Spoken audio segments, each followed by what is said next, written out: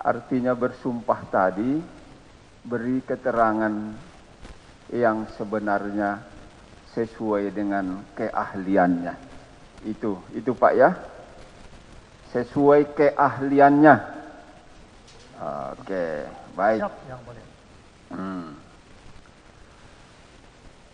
Saat ini ahli bekerja di mana? Saya saat ini adalah bertugas sebagai koordinator kelompok ahli Badan Narkotika Nasional. Baik. Semenjak kapan?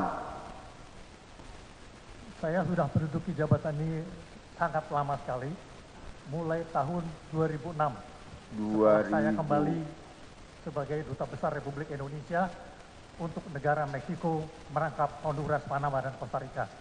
Baik ya.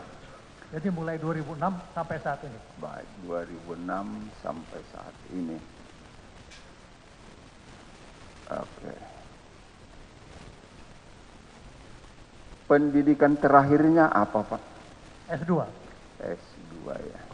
Baik. Keahlian khususnya apa Pak? Keahlian khusus adalah bidang narkotika. Saya pernah mengikuti pendidikan Senior Advanced Drug Enforcement School di Washington DC, Amerika Serikat. Oke. Baik. Di awal tadi sudah saya tanya, perhatikan ada terdakwa di sini di sidang dalam perkara ini. Sebelumnya apakah ahli pernah memberi pendapat diminta oleh penyidik menyangkut kasus perkara ini Pak? Pernah? Siap, Yang Mulia. Pernah ya. Pendapat tentang apa waktu itu yang diberikan oleh ahli tentang terdakwa ini? Pendapat tentang apa? Silakan. Siap. Pendapat tentang apa waktu itu diberikan? Adalah pendapat yang saya dapatkan sesuai dengan pengetahuan yang ada pada saya, Pak. Baik. Menyangkut apa? Menyangkut apa pendapatnya diberikan waktu itu tentang perkara terdakwa ini? Apakah menyangkut ilmu hukum pidana? Apakah menyangkut khusus narkotika atau yang lain? Mengangkut bidang narkotika. Menyangkut. Saya lama juga sebagai Kepala Pusat Pendidikan Reserse Polri, sehingga banyak mendidik hampir semua perwira polisi untuk bidang narkotika ini. Oke, baik. Artinya keahliannya sepanjang menyangkut narkotika, begitu ya? Siap, Oke, baik. Itu saya ambil garis-garis besarnya. Lihat dari caranya.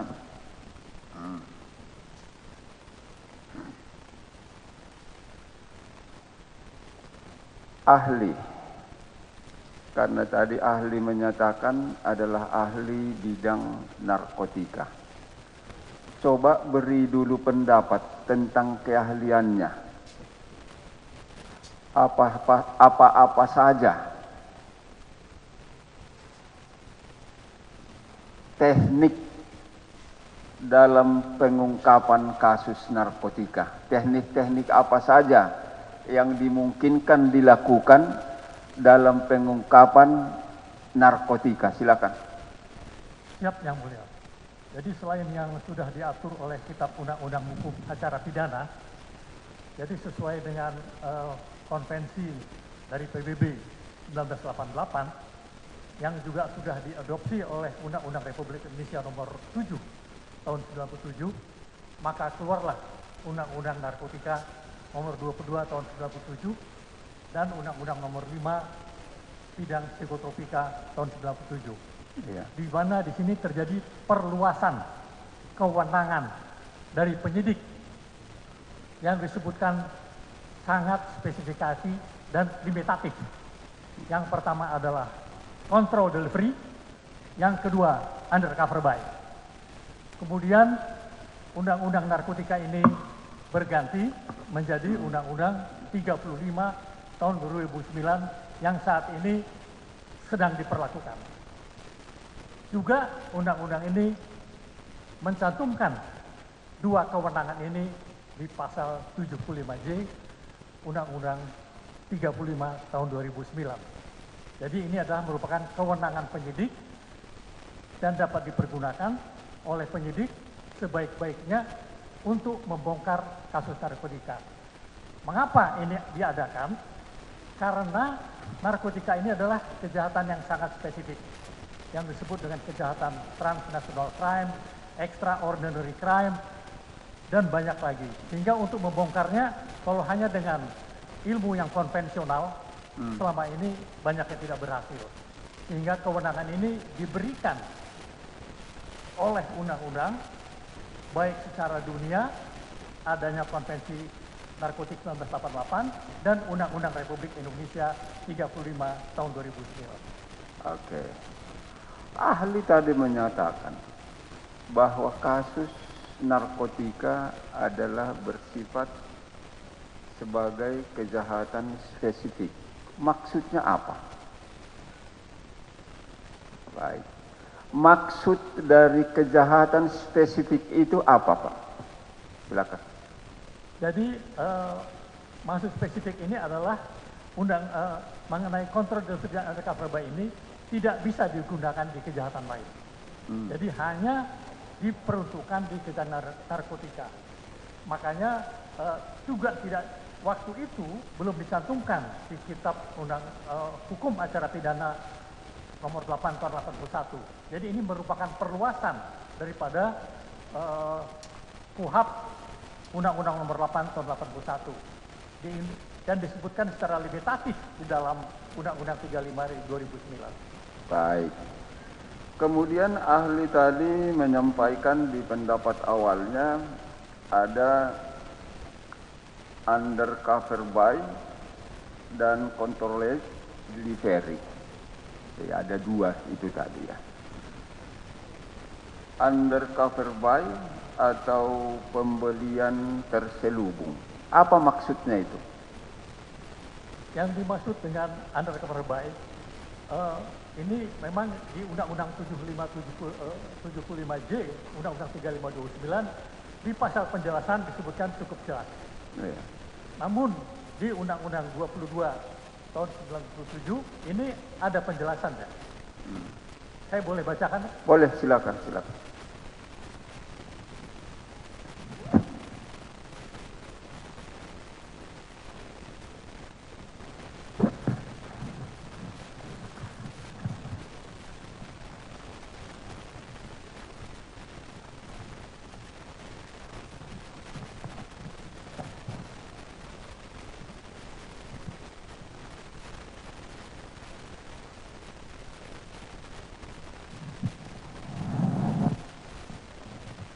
Di Undang-Undang 2297 disebutkan bahwa penyidik, pejabat polisi Republik Indonesia berwenang melakukan teknik penyidikan, penyerahan yang diawasi dan terkait pembelian terselubung.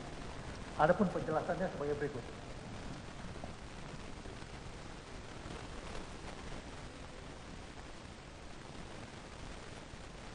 Ketentuan dalam pasal ini merupakan penambahan kewenangan penyidik pejabat polisi Republik Indonesia yang tercantum di dalam pasal 7 ayat 1 Undang-Undang nomor 8 tahun 81 tentang hukum acara pidana. Tugas teknik penyidikan, penyerahan yang diawasi dan teknik pembelian terselubung hanya dapat dilakukan berdasarkan atas perintah tertulis Kepala Kepolisian Negara Republik Indonesia atau pejabat yang ditunjuk. Jadi di sini jelas sekali, malah yang ditunjuk itu pejabatnya cukup tinggi. Dalam pelaksanaannya, tugas kewenangan yang dimaksud pasal ini, penyidik pejabat polisi negara Republik Indonesia dapat melakukan koordinasi dan melibatkan penyidik pejabat pegawai negeri sipil tertentu. Jadi boleh ada contohnya. Baik. Dengan PPNS. Nah, kita fokus lagi Pak ya.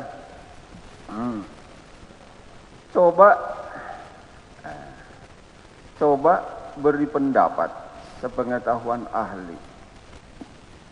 Tahapan-tahapan atau langkah-langkah yang bisa dilakukan dalam melakukan pembelian terselubung yang dikenal undercover buy tersebut maupun teknik penyerahan yang diawasi yang saudara sebut tadi sebagai controlled delivery. Silakan. Langkah-langkahnya. Izin yang mulia, saya akan menjelaskan.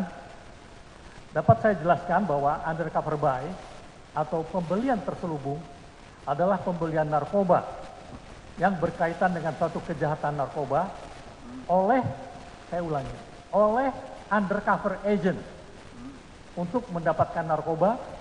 Jadi gunanya untuk apa? Untuk mendapatkan narkoba sebagai barang bukti dan menangkap tersangkanya. Jika oleh pimpinan operasi dinilai sudah tepat waktunya, undercover buy dapat dilakukan berkali-kali dengan narkoba, makin besar jumlahnya sampai pada orang penting dalam sindikat tersebut. Jadi maksudnya demikian, saya jelaskan. Jadi kita bisa membeli awalnya mungkin 1 gram. Kita melihat, oh ini orang punya barang. Besok kita beli 10 gram. Ternyata dia masih punya barang. Besoknya lagi kita coba beli 1 kilo. Juga dia masih punya barang. Kalau kira-kira waktunya sudah tepat, maka kita bisa melakukan penangkapan. Untuk diketahui, undercover agent ini bisa dari anggota polisi yang tidak dikenal oleh sindikat narkotika atau oleh informan yang sudah bisa mempunyai hubungan dengan sindikat narkotika. Karena kalau tidak, mereka tidak akan mau melakukan jual beli ini, dan ini pasti akan, undercover buy ini pasti akan gagal.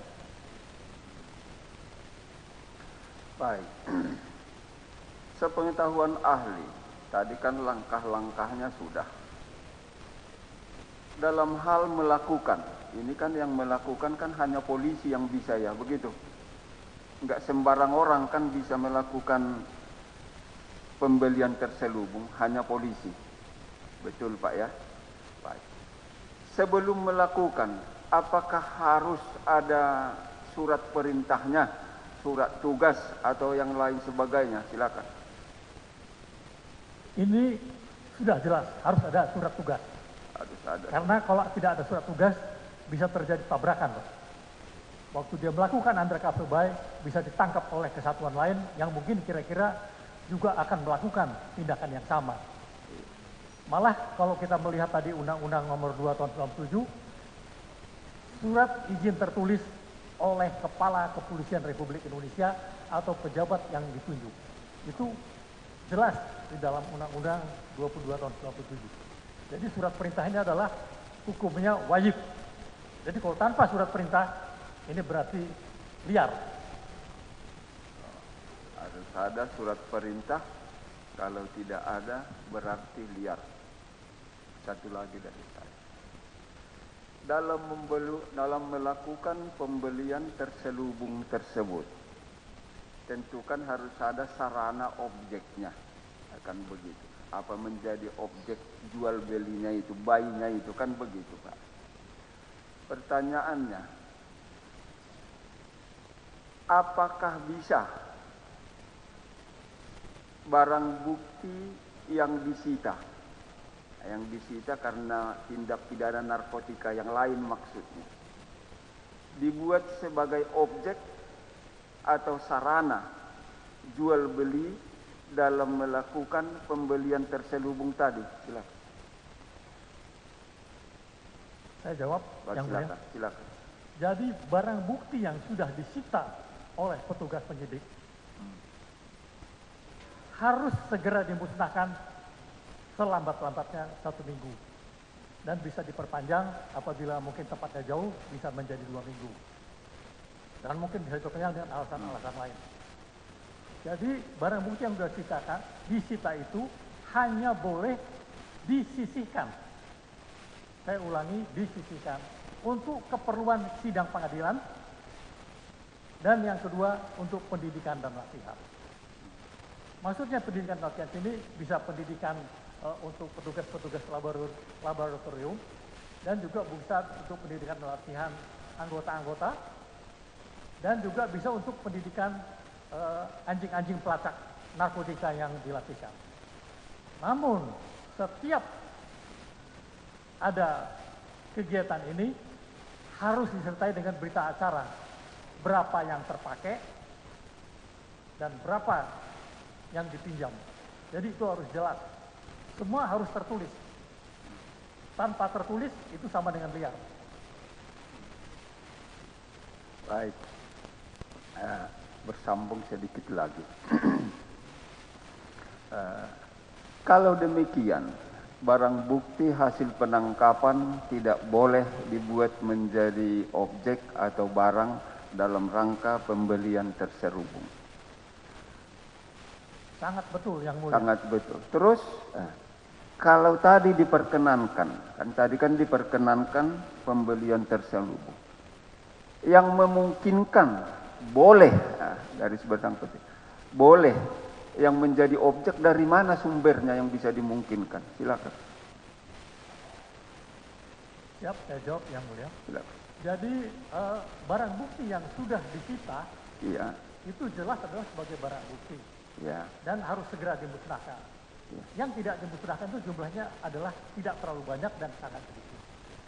Dan barang bukti ini apabila dipakai untuk undercover buy, namanya saja undercover buy.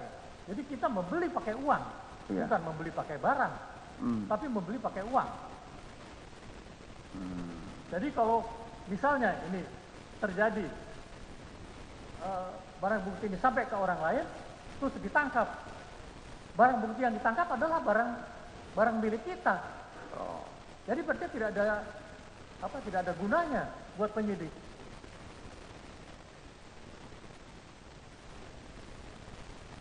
Oke, demikian ya. Baik. Baik, Pak ya. Dalam kaitan pengungkapan narkotika ini, apakah dikenal dengan namanya informan itu? Informan. Dikenal ada informan. Pengungkapan kasus narkotika itu. Ada dikenal adanya informan. Maaf Pak, mungkin saya kurang bisa mendengar pakai ini Pak. Apa dikenal adanya informan? Informan.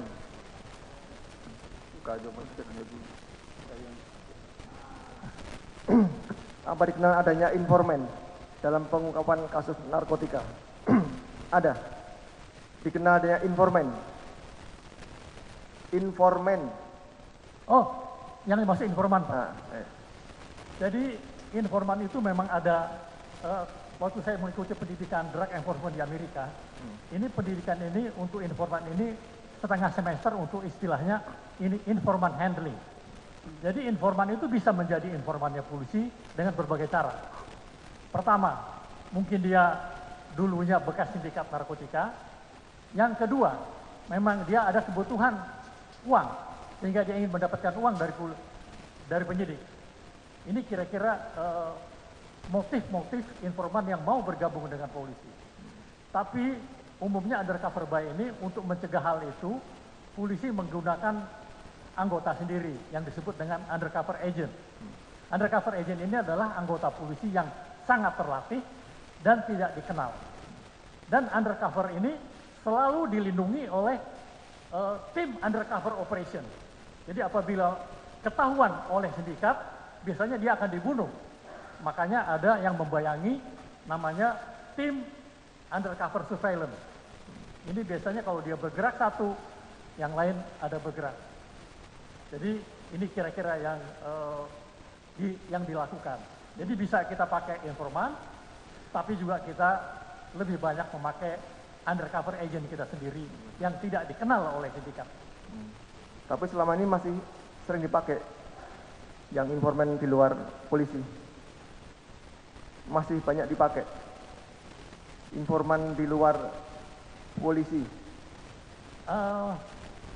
Kalau misalnya kita ada keyakinan di luar polisi itu udah namanya udah informan, Pak. Tapi kan informan ini kan ya itu tadi motifnya bermacam-macam.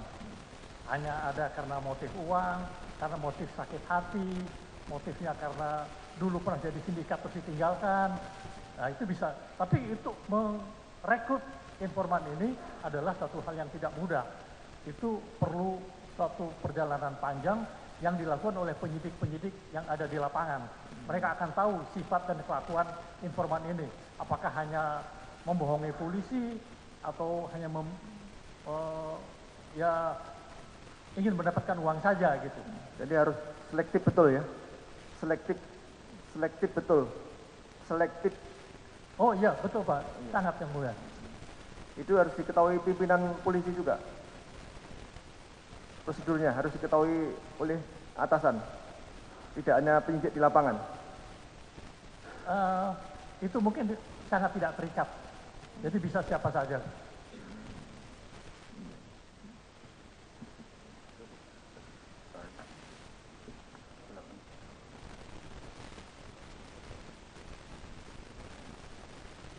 Jadi ahli ya.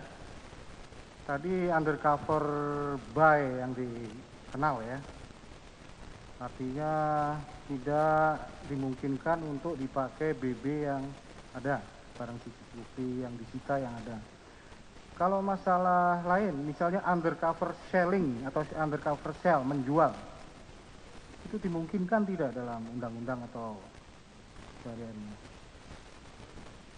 Saya akan jawab yang mulia, bahwa yang dijual itu umumnya adalah barang-barang hasil kejahatan narkotika. Jadi bukan narkotikanya. Saya ulangi, narkotika tidak boleh jual. Itu hasil kejahatan narkotika. Saya memberi contoh yang kebetulan saya pernah menjadi duta besar di Meksiko, saya sampaikan. Yang ditangkap adalah Jenderal Bintang 4, Manuel Noriega. Ditangkap oleh Drug Enforcement Administration-nya Amerika. Dengan bukti-bukti semua elektronik. Ketahuan bahwa dia ini adalah sindikat narkotika dari Amerika Selatan. Setelah dia menjalani hukuman, kemudian dengan metode TPPU yang sekarang kita pakai, dia ternyata masih mempunyai 5 apartemen di luar negeri. Apartemennya di London, ada di Paris, ada di Madrid, dan ada di Amsterdam. Itu semua disita kembali oleh Drug Enforcement. Itu yang dijual, hasil penjualan itu boleh untuk operasional. Jadi bukan hasil penjualan narkotika. Saya ulangi, narkotika tidak boleh dijual. Jadi kalau BB narkotika apalagi barang bukti, secara langsung tidak boleh ya? Tidak boleh. Dan tidak ada metode dan tidak lazim dan memang undang-undang melarang. Artinya masih dimungkinkan undercover selling, tapi hasil dari penjualan BB narkotika, begitu? Undercover selling masih dimungkinkan? Ya, tapi kalau barang bukti yang tertangkap, tadi saya katakan, itu mutlak menurut undang-undang harus dimusnahkan. Tidak ada untuk dijual, harus dimusnahkan. Kecuali disisihkan untuk barang bukti di pengadilan, dan pendidikan dan latihan. Lain tidak ada. Jadi tidak ada disisa untuk dijual. Jadi selama ini tidak dimungkinkan undercover selling. Ya, tidak dimungkinkan sama sekali. Kalau kita undercover pakai barang kita sendiri, waktu kita tangkap, berarti yang ditangkap barang kita sendiri dong. Ya. Kan sudah tidak logis. Ya. Kemudian mengenai pemusnahan barang bukti, ya, hasil dari tangkapan kepolisian. Itu ada nggak pemusnahan barang bukti ini, prosedur yang harus dilakukan? Karena barang bukti ini kebetulan banyak yang disita ya, ada berpuluh-puluh. Artinya banyak kantong-kantong plastik. Ada nggak prosedur yang harus dilakukan kepolisian untuk pemusnahan barang bukti yang harus sesuai dengan perundang-undangan? Jadi untuk pemusnahan barang bukti ini kan ada metodenya. Jadi sebelum dimusnahkan, semua barang bukti itu akan diperiksa dulu. Biasanya kita melibatkan ahli-ahli, bisa tenaga laboratorium. Mungkin kalau di daerah kita punya balai POM. Mereka akan mengetes satu persatu apakah barang bukti ini barang bukti asli atau tidak. Itu pasti sudah dilakukan. Baru untuk pemusnahannya bisa bermodel bermacam-macam.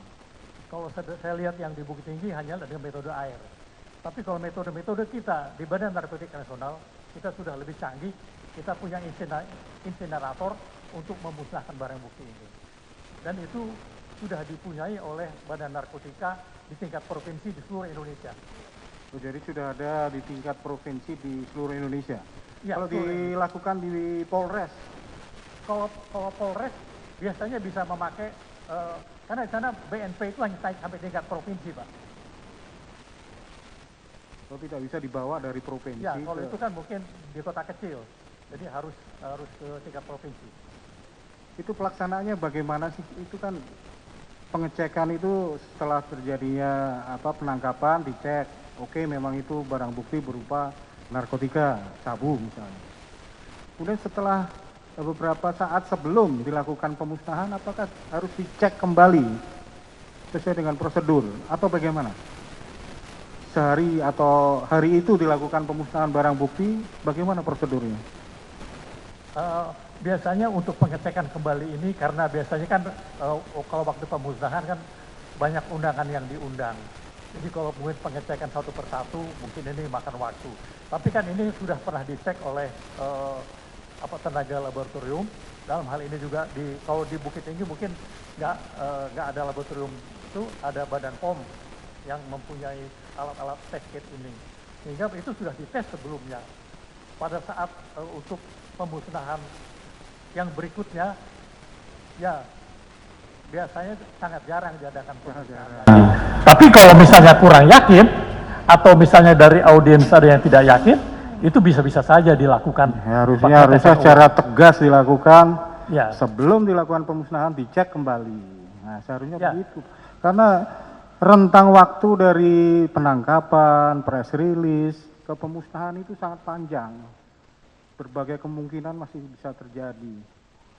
Jadi tidak harus ya dilakukan pengecekan sebelum barang bukti itu dimusnahkan pada hari itu juga. Tidak harus. Untuk itu memang undang-undang tidak mengatur. Tapi yang diatur di undang-undang hanya pemusnahan harus segera dilakukan setelah terjadi penangkapan. Itu yang harus dilakukan. Ini kan kalau pengecekan dan lain-lain itu kan lebih sangat teknis, sehingga itu hanya diatur dengan peraturan-peraturan di bawahnya, gitu Pak. Jadi semua itu pelaksanaannya harus dengan berita acara ya, di tiap tindakan-tindakan hukumnya. Jadi mungkin kalau untuk menjaga tingkat kepercayaan masyarakat, saya rasa itu bisa dilakukan untuk pengecekan ulang, sehingga semua orang yang menonton yakin bahwa barang yang dimusnahkan ini adalah betul-betul barang yang disita. Jangan sampai barang yang tidak disita kok dimusnahkan, kan gitu kira-kira.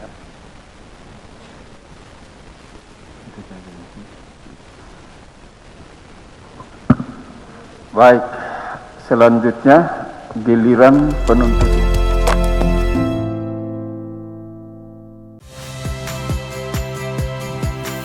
Saya Ihsan Sitorus. Saksikan program-program Kompas TV melalui siaran digital, pay TV, dan media streaming lainnya. Kompas TV, independen, terpercaya.